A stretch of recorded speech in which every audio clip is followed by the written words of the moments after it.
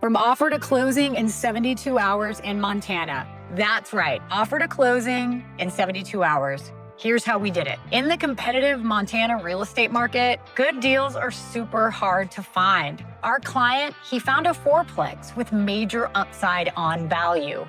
And the seller, well, he wanted a fast close or he would take the next backup offer. A conventional loan wasn't possible on that type of closing timeline.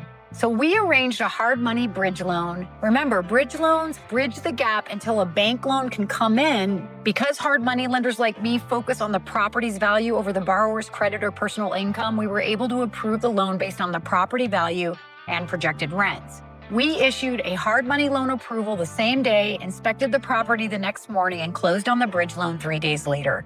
The loan covered 75% of the purchase price and 75% towards the repairs that the property needed to get it rent ready. 3 months later, after he renovated and rented the fourplex, the borrower refinanced into a conventional mortgage and pulled out some of his cash invested. This case study shows how hard money loans and private money lending help real estate investors seize opportunities fast.